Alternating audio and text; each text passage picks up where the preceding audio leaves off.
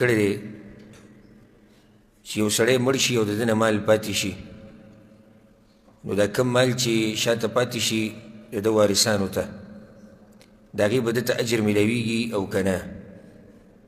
الجواب: مال جمع کول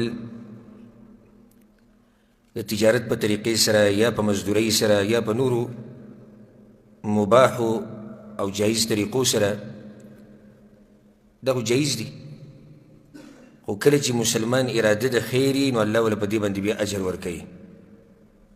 حدیث مشهور حدیث دی او تاسو کې به اکثر ملګرو ته یاد وي، په صحیح بخاري صحیح مسلم کې دی: انما الاعمال بالنیات وانما لکل امرئ ما نوى.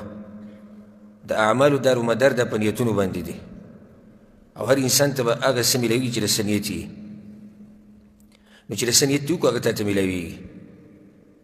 نو د خلکو نه چې شاته کم مال پاتې کېږي دوی ته به اجر میلاویږي او که نه، نو دا به دوه قسمه دي. اولني قسم هغه خلک دي چې هغه دا مال جمع کوي، مزدوري کوي او نیت یې دا دی چې زه یو ښېګړه کومه د خپلو خپلوانو سره یا د هغه خلکو سره کم چې د کمو خرچه چې په ده باندې واجب ده. ولې کې ده؟ وایي دا د هغوی سره احسان دی، بل دا چې دوی بل چاته لاس ونه نیسي، د دوی حاجتونه پوره شي او الله ماله اجر راکړي. نو دې انسان ته اجر میلاویږي کله چې ده نه شاته دا مال پاتې شي چې ده نیت یې چې نیت یې دی چې زه دا مال دې دپاره ګټمه چې سبا له زما بچي هغوی چاته لاسونه نه نیسي او دغه شان د هغوی حاجتونه پوره شي، په مور پلار باندې خرچه وکړم، په خویندو وروڼو باندې خرچه وکړم، د خپلو خپلوانو پکې تپوس وکړم او الله راله اجر راکړي.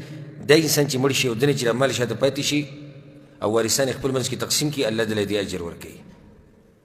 قرآن کې الله څه وایي: هل جزاء الاحسان الا الاحسان. د احسان بدله نه ده مګر احسان دی. چا چې ښېګړه کړې ده او ښه نیت یې و، الله به وله د هغه ښه نیت ښه بدله ورکوي. یو حدیث کې راځي، په صحیح بخاري کې دا روایت شته، په صحیح مسلم کې هم شته. سعد ابن ابي وقاص رضی الله عنه بیمار شوی، دا په دغه کال کم کال چې پیغمبر صلی الله علیه وسلم حجة الوداع کړی، کله چې پیغمبر په ده پسې ورننوت او دی ډېر سخت بیمار و، نو ورته ویل چې یا رسول الله اني قد بلغ بي من الوجع وانا ذو مال. ای د الله پیغمبره سخته تعینې چې په ما باندې کوم ځای ته رسېدلې ده او زه خو د مال خاوند سړی یم او صرف راسره یوه لور ده بس، نو د دې خپل مال دوه حصې به صدقه کم، یعنې دا مال چې به درې حصو کې تقسیم کړي دوه به ترې صدقه کم. پیغمبر صلی الله علیه وسلم ورته ویل لا دوه نه دوه ډېر دي. وی ما ورته ویل چې بالشطرې نیم مال به صدقه کم، وایي چې لا نیم هم ډېر دي. وی ما ورته ویل چې الثلث درېیمه حصه به وصیت پکې وکړم، وی الثلث والثلث کثیر. درېیمه کې کولی شي خو درېیمه حصه هم ډېره ده، که درې نه راکوز کړي بیا ډېره غوره شو. یو سړی څلورمه حصه کړي، پنځمه حصه کړي، دا ډېره غوره ده. خو زیات نه زیات څومره جایز دی؟ درېیمه حصه. په مال کې ته په درېیمه حصه کې وصیت کولی شي، باقي خو وارثانو ته پاتې کېږي. نو شریعت ته دا نه چې راولږه ټول مال مرګ وخت کې وایي ټول صدقه شوه پلاني ځای لپاره شوه پلاني ځای لپاره، نه. که ته زیات نه زیات وصیت کوې نو په ثلث کې وکړه، والثلث کثیر، او د درېیمه حصه هم ډېره ده، د دې نه راکمه کړي نو هغه بیا ډېره غوره وي. پیغمبر صلی الله علیه وسلم د دې لپاره مې دا حدیث ویل. ګوره سعد بن ابي وقاص ته وی انک ان تذر ورثتک اغنیاء، وی ای سعده چې ته د خپل وارثان مالداره پرېږدې، دا کوم چې تا پسې شاته دي، نو دا د دې نه ډېره غوره ده چې ته یې غریبانان پرېږده او د خلکو نه سوالونه کوي. او وی ته چې څه خرچم کې تبتغي بها وجه الله او اجر پې لټې الا اجرت بها، الله به در اجر درکوي. حتى ما تجعل في امرأتك، تر دې چې هغه نوڼۍ چې ته د ښځې په خوله کې ږدې الله به تعالی د دې اجر درکوي. نو دا اولني قسم خلک شو. کوم یو؟ نیت صحیح. صحیح نیت څه ته وایي؟ صحیح نیت څه ته وایي؟ نیت خو صحیح خراب دا بل خراب څه ته وایي؟ خراب او صحیح پکې نشته.